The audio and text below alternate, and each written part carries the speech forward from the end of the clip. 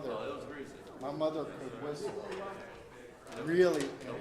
I mean, I'd be anywhere in the neighborhood. She'd come out on the back porch and she'd whistle. And everybody, Mom, dinner time, whatever. Go home. Yeah, time to go home, Rowdy. Yeah, she just, our house kind of set up a little bit. And if I was on the other street or anywhere, yeah, all she had to do was either go out back or go out front and whistle. And that was my cue to go home. Yes, sir. Chuck, will you close those doors? I'm afraid all that light coming off my forehead could be real dangerous. Yes, sir. Good to see you again. Yes, sir. Good morning. I'm good. I'm ready for spring. I was ready for it 3 weeks ago. Okay, now I'm going to be rude. Sit down. Or not rude, just pointed. How's that? Direct. That's right. We were trying to figure out, this was years ago when we were in Glen Rock, trying to figure out, order of service. Now, do something a little, different. So we decided that there would be, in the very beginning, just be an opening song, and that would be a call to worship. And the one guy looked, he goes, "Oh, that sounds awful high churchy, And I'm like, okay, well, how about shut up and sit down? Is that better? Is that, we called it the SUSD, So, yeah. All right, we are continuing our study this morning on the book Faithfully Different by Natasha Crane. Today we're in chapter 4, and it is entitled Regaining a Supernatural Worldview, The Case for God.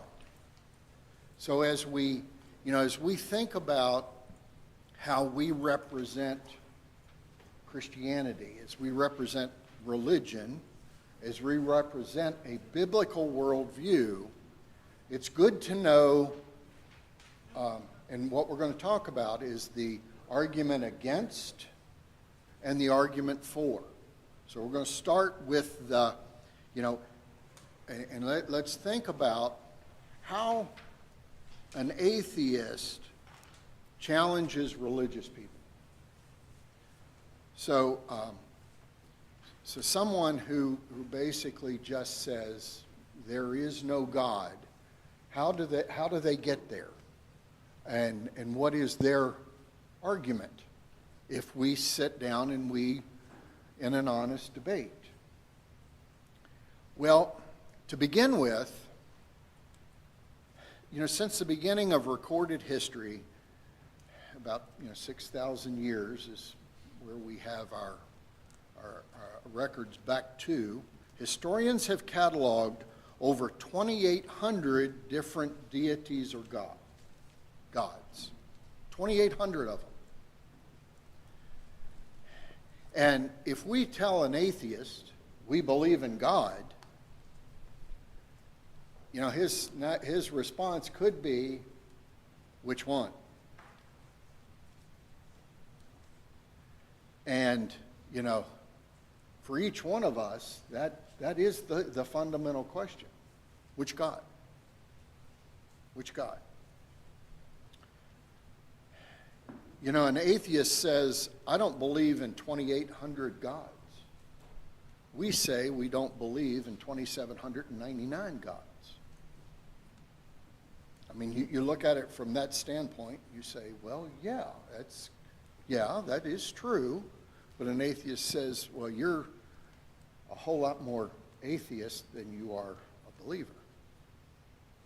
And you may think that's absurd, but it is an argument.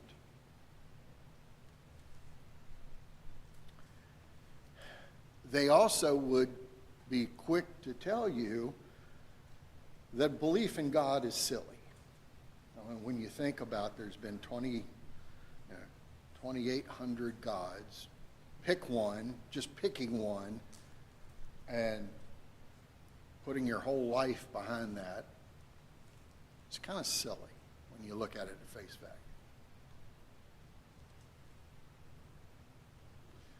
They may also go as far as saying, well, not only is silly, it's harmful. You know, it really hurts you to believe in any of the 2,800 gods, and why is one so different than the other 2,799? And because it's both silly and harmful, it needs to be eliminated, should be eliminated, just flat out eliminated. Someone who is a scientist may even stand up and say, there's no such thing as resurrections. I mean, science says when you're dead, you stay dead. Okay? Once everything shuts down and there's no activity, it doesn't take long until you're dead and there's no coming back.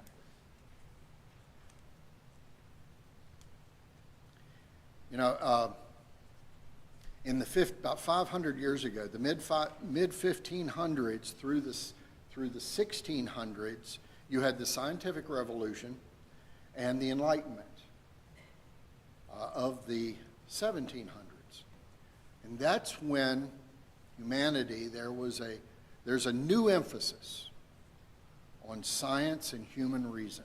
When you think about what all has been discovered and has been chronicled in the last 500 years, you know, we've come a long way when you think about it. Okay? To think that 125 years ago, a little less than 125 years ago, the first mechanized flight happened. And now we've got satellites that are orbiting the Earth that we bounce our communications device off of on a regular basis and can communicate with anybody pretty much in the world. That's pretty advanced. And I think about in the 80s when I was writing computer code, and I think about what they're doing now, it's unthinkable what that little device in your pocket can do compared to that $8 million machine I was working on just across the road over here. So when you look at that and the advancements in the last 150 years, or go back 500 years, you know, man has become as the author says, a self-sufficient island of reason without a need for any external revelation. You know, it could be argued that we're pretty self-supportive. We can do just about anything. And now we think about what the next 100 years may bring. You know, I just shake my head and wonder, because it hasn't been that long, and we have taken a technological and scientific jump that the next 50 years are just imaginable.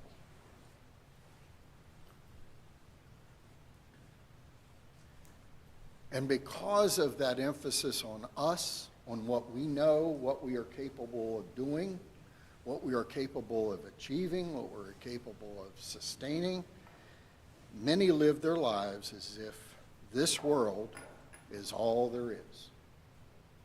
This is it. So, when we think about that pretext that has been a couple hundred years in the making, here are the arguments the arguments against God, against religion, that press on our unease, and that really we need to understand so that we can rebut. You know, one, religion is anti-reason, anti-science, and anti-evidence. You you look at that at face value and you think, well, you can learn from reason, science, and evidence, or religion, not both. The thought is, in the last 500 years, we have become intellectuals. We understand and we know things, and we know greater things than they did before the scientific revolution, which means they're intellectual, we're primitive. You know, faith and religion is a primitive argument in that you cannot, you can learn and you can base your life on one or the other, but not both. Number two, religion is just an emotional crutch. Okay? Since there's no intellectual reason for religion, there must be an emotional one. And because we are intellectually, those of us that have a biblical worldview, and because we are intellectually inferior, we are both fragile and incapable of handling real truth. I'm not trying to depress you here. I'm just trying to understand what the argument is against, because we're gonna turn the tables on them in about 10 minutes.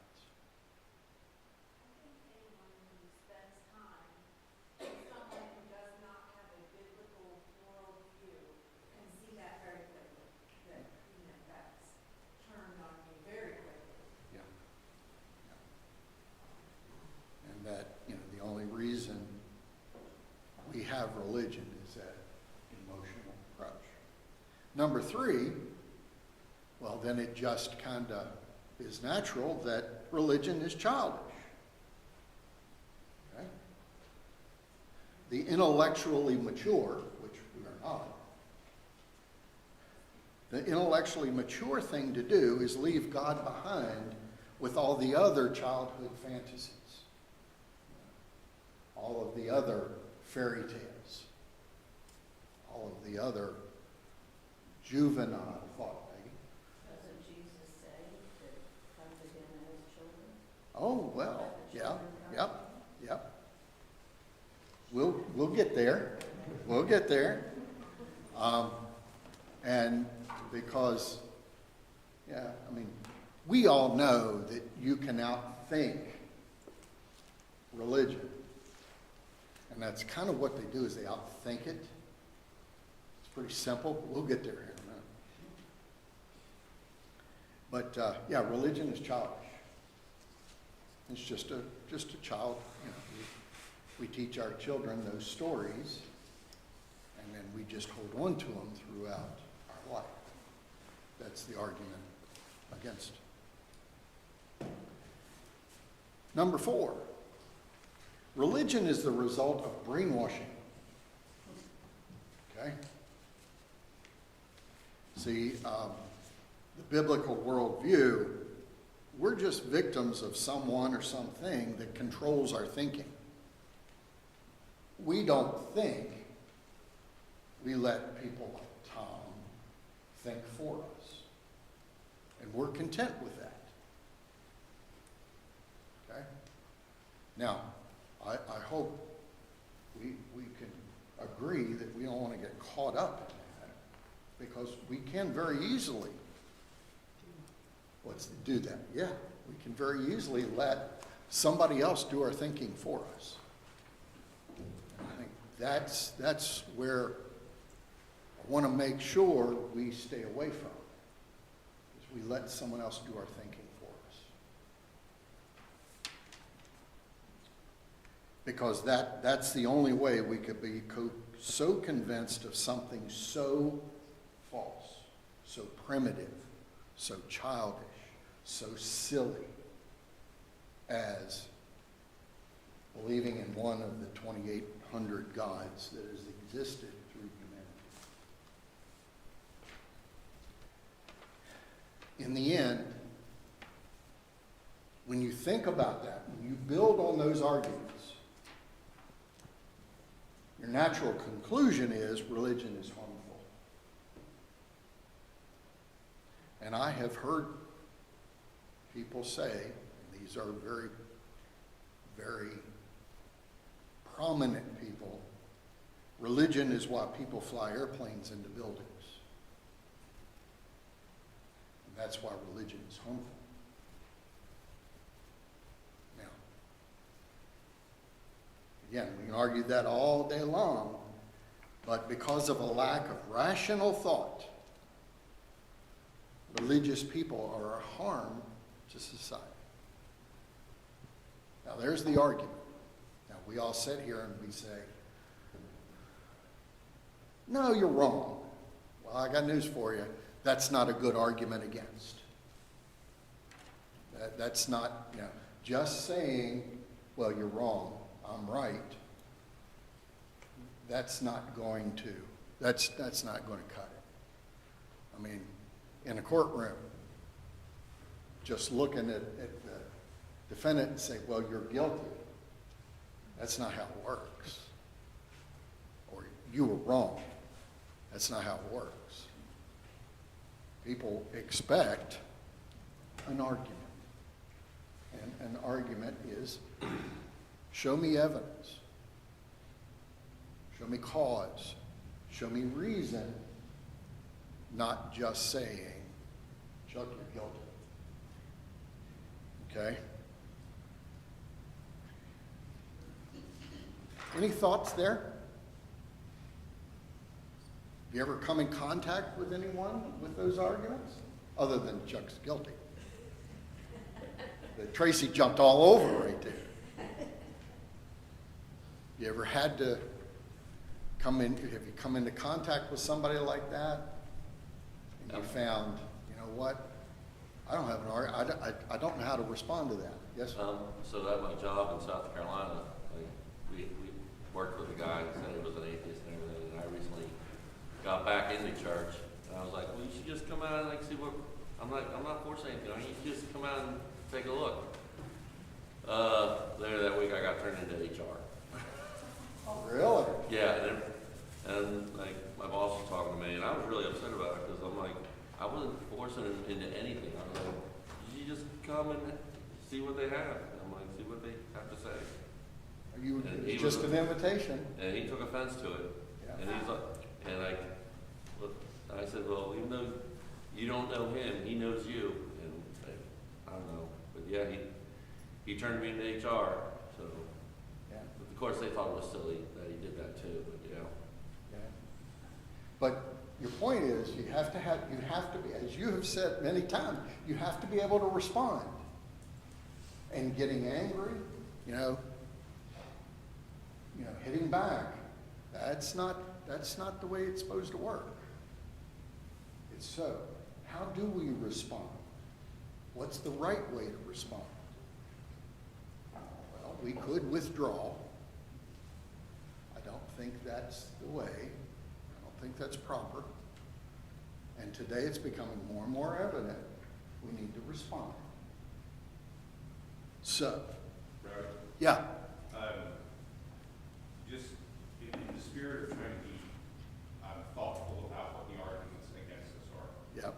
One of the things that I find the most difficult to respond to is the idea that how can there be a God if so much bad stuff happens? Yeah, exactly. And I think that in some ways it's an emotional argument in and of itself, right? But it's a difficult argument. It is. But I do think that in the spirit of what we're talking about now, it's something that we should all be grappling with. Mm-hmm. How could we respond to that? And there are responses to it. Exactly. But you have to kind of find the one that you're going to be able to articulate the best. Right. To be able to have that. But that will be the one, in my experience, is the one you're most likely to come across. Yep. From someone who says, I just can't believe in a God. Yep. And I'll take that to another point, is, why is there so much bad? One of the arguments I hear is, and this is a hot topic, the Bible does not condemn slavery. And people look at that and they say, how, if God is good, one of the immortal sins, okay, we're going to talk about that here in a little bit, but keep in the back of your mind, the Bible takes for granted there's slavery. I mean, we can't argue that. And they stand up and they say, Chelsea needs to say something here, she's going to explode. But, yeah, you could feel it? Yeah. I raised a daughter like that. But the Bible doesn't condemn slavery. You know, it talks about slavery pretty matter of fact. And in today's world, there's nothing worse for some people than slavery. Chelsea, go ahead, hon. We're reading that through a modern day lens of what we view slavery as. Slavery today, not that it's good, is very different than what slavery was. And especially going through, well, I'm in numbers right now, but going through all the laws and stuff, that word slavery is more of an indentured servitude. Again, not saying that that's a good thing, but also it's saying that you should treat them better than the world. These are human beings. You were to feed them. They were to observe the Sabbath. And it's not saying that it's okay. It's saying, okay, this is something that is happening in the world. It is not today's slavery where people are being, anyway, again, it is a very short snippet that takes a whole lot longer to explain and refute, and people don't want to listen to the arguments that say, but you're viewing it wrong and reading it wrong and trying to project a modern day taboo over something that you're completely taking out of context. And that's why we have to be so much, we have to understand the arguments and understand where they're coming from so that we can respond. And the only way we can respond efficiently is if we have it in our, if we've even helped diagnose it in our own heart. And we really believe it. That goes back to the point where they're already assuming that you haven't thought through these things because I don't remember what point it was, but like you're just being taught what to think. And that's also some projection because they're being taught what to think and they aren't thinking through their own beliefs. And then as soon as you come back to them with, no, actually I have thought about that. I have researched that. There is, like, somebody has already written 10 books on this subject and I've read a few of them and then they're like, oh, well, you're just being emotional. No, now I'm being intellectual and I have thought it through and I came to a different conclusion. Maybe you should read these books too. And they don't want to do that because they've been told, oh, well, this is. And it all goes back to right and wrong, good and bad, which we're going to talk about. I think what I'm hearing is that one of our problems is that we have different definitions for the same word. And when we talk about slavery, of being a slave to Jesus, and they talk about slavery, they talk about being a slavery to a master in a mansion in the South. We're talking about different beings and different concepts entirely. And that's just one thing out of a million words that we use differently. Yeah, and what they really, how the concept is built inside of them and how the concept is built inside of us, we have to make sure that we're at least saying the same things on the same parameters. Go ahead, Darryl. That makes communication very difficult. That's right. That's why they needed the Holy Spirit in the beginning, because people that spoke Arabic, when they arrived in Rome, they had really problems trying to get to the bathroom in the Roman Forum because they didn't know how to talk about the bathroom.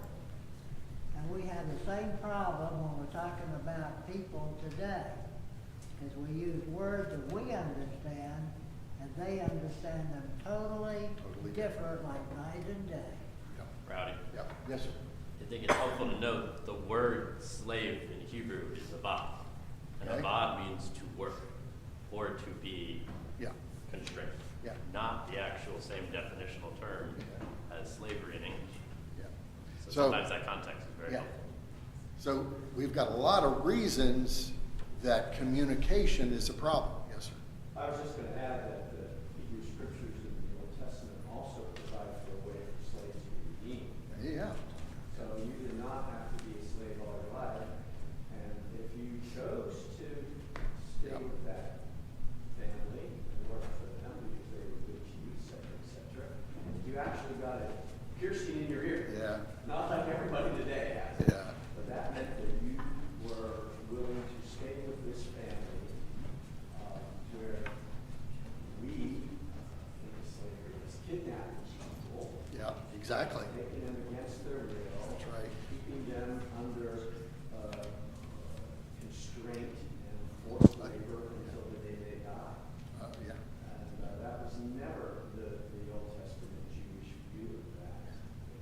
So, okay, we beat that a little bit more than I wanted to, It's dead. but you see how quickly arguments can, and people, go back to their corners and then come out with their gloves on.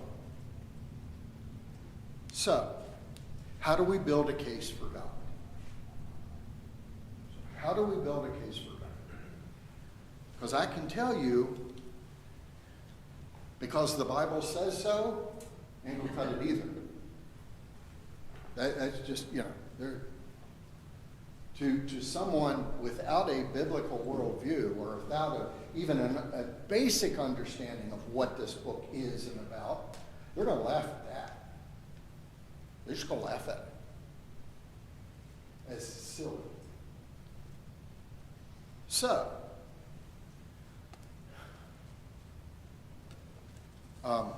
when someone asks you, why do you believe in God? How do you answer that question? What I want to do is I want to start Psalm 19, 1 and 2, because we talk about a biblical worldview, and as we should, come back to the book often. But those who look at the book as silly, as insignificant, the Bible kind of gives us something else to rely on. Psalm 19, 1 and 2. The heavens are telling of the glory of God, and their expanse is declaring the word of his hands. Day to day pours forth speech, and night to night reveals knowledge. Now that's just a small couple words, but I think we can take this and we can really build on it. Because the Bible says, look outside, look up, look around. Look outside, look around. Day, night, just look around. So today, I would like to share with you 3 arguments for the existence of God. Okay? And the 3 work together. Okay?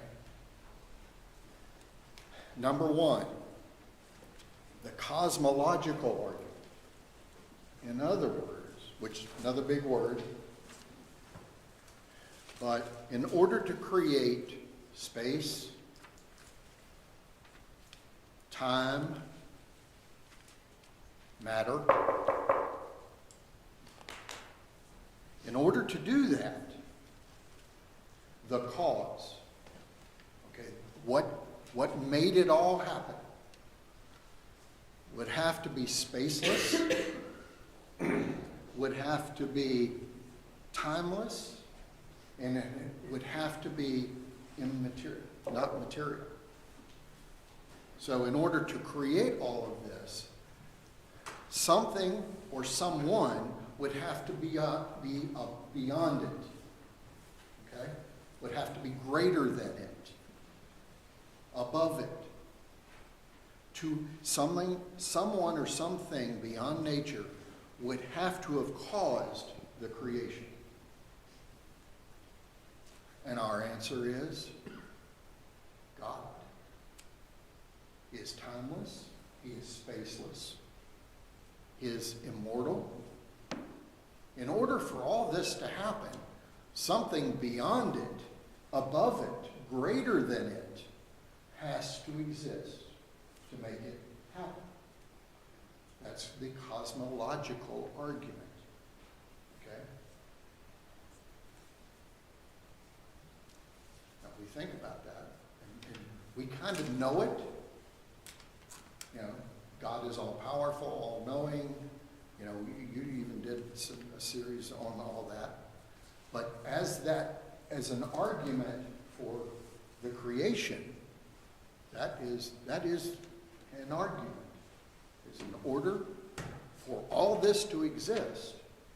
Somebody greater, somebody or something greater than that also has to exist. That's argument number one. Now, argument number two is the design. So not only did something or somebody cause it all, when you look at how perfect this creation is, okay, and let's just talk about our little, third rock from the sun, okay? Let's just talk about our little earth. To think that for thousands of years, this little rock has been spinning on its axis every 24 hours. Every 20. And today it's, 100 years ago, it was 24 hours. 1,000 years ago, it was 24 hours. Tomorrow is going to be 24 hours. That sun is going to come up, and we know exactly when that sun comes up. Peggy and I love to watch the sunrise over the Atlantic. All I got to do is see, what time does the sun rise in Virginia Beach tomorrow? And it tells me the time, and guess what? We count on it. Now, every 300, this little rock is spinning, and every 365 and a quarter days, it's going to make a trek around the sun. 365 and a quarter days. That's why we have a leap year, the quarter. That's why we have a leap year. Get us back in. 365 days and a quarter days 100 years ago, 1,000 years ago, next year. We know exactly when 2027 is going to happen. This is the part that I really like. Not only are we spinning every day, we're circling the sun every year, our Earth is also wobbling. 24 degrees, roughly, every year. That's why we have winter, spring, summer, fall. Winter, spring, summer, fall. 24.4 degrees. And it's been wobbling every year as it's going, it wobbles. And that's why it's cold today. And we know here in the mid-Atlantic, the late January, early February, it's going to be, more than likely, it's going to be cold. Relative to May, relative to July, and relative to October. We can pretty much count on that. The complexity and the specificity we find in nature is best described by an intelligent designer. Not by chance, not by accident. Okay? Best example, Rick Perdue. Anybody do Legos? You know what Legos are. Can you imagine getting one of those boxes of Legos that is designed to be like, you know, the Star Wars thing. And you take that box and you throw it open. What's the chance that all those pieces are going to come together and create that all by itself? In order for that to happen, there's a probably, from what I've gathered, there is a 1 in 1 times 10 with 282 zeros on the end for that to happen. And really, for this third rock from the sun to do that, it would take 1 times 10 to the 282nd power for all of that specificity to come together.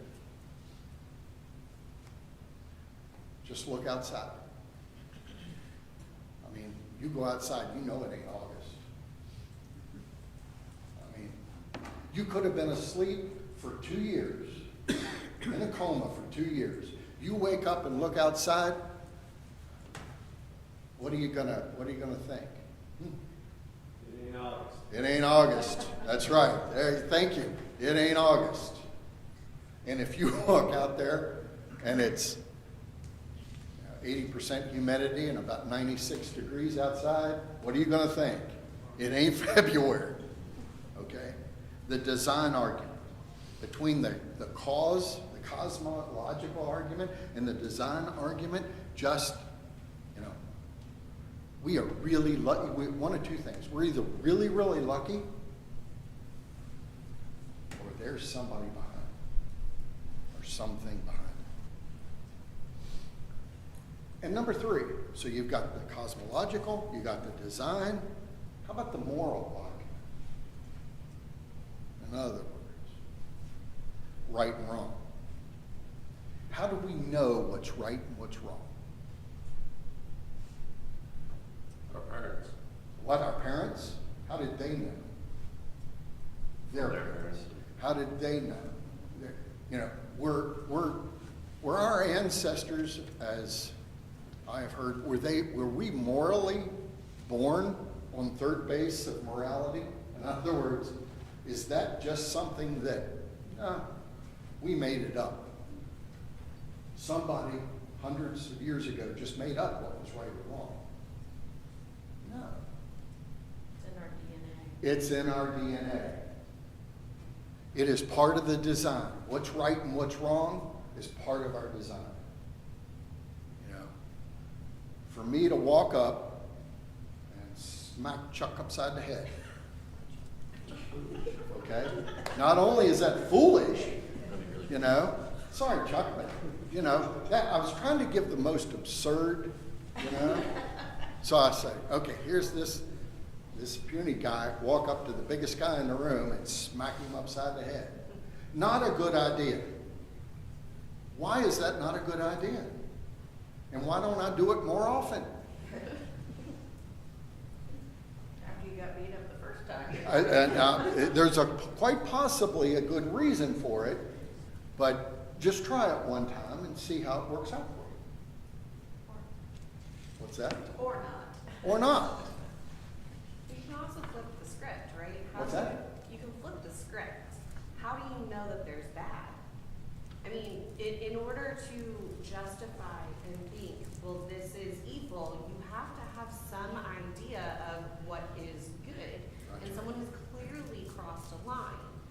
So to even know that evil exists, you are inherently admitting that there is good. And that's one of the arguments that I've come together with in my puny little brain. You know, why is there evil? Why is there bad? Well, we wouldn't know good if we didn't know bad. What was the tree all about that Eve ate? What was the name of that tree? The knowledge of good and evil. Now, had they never ate the apple, we would have been in that utopian bliss. But the fact that they opened that Pandora's box, now we know what's good and what's evil. And when you think about balance in the universe, we can't have good. I'm afraid, Newton proved, third law of physics, for every action there's an equal and opposite reaction. I can't have good. I can't understand and comprehend good without something to compare it to. Now, I look at that, and that's the moral argument. In and of itself, you can take that and there's all kinds of books on that question. But that's how I've come to grips with it.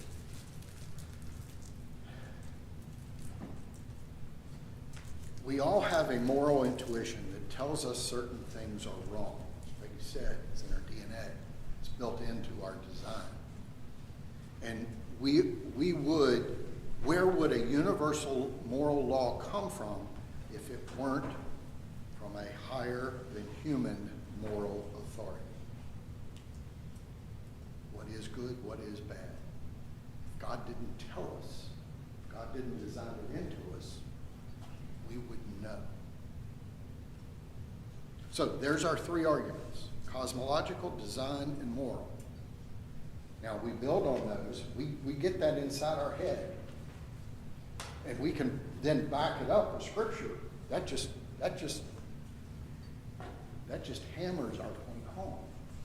But we have to be able to comfortably understand that so that we can argue lovingly, caringly, and intellectually, and not emotionally.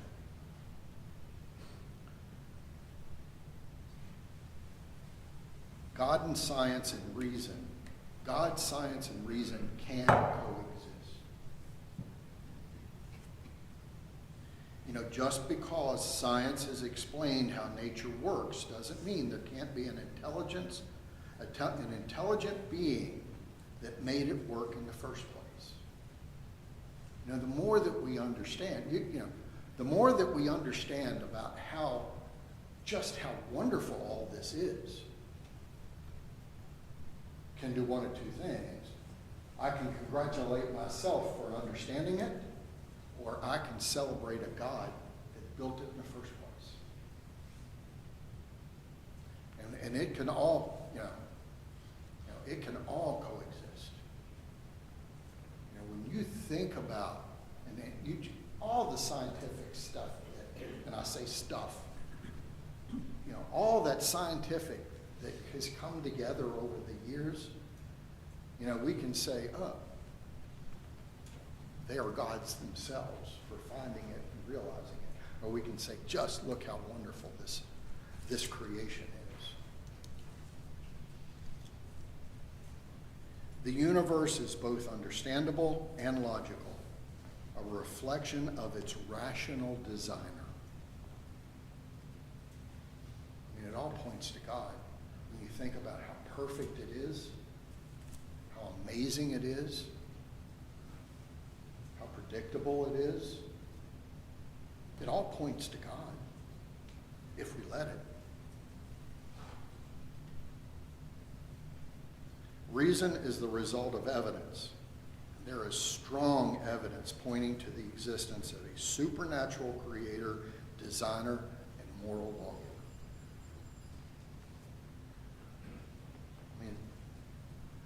From our standpoint, I think we can argue it just makes sense. It just makes sense that there is something out there that caused it, that fine-tuned it, and gives us this right and wrong core inside ourselves.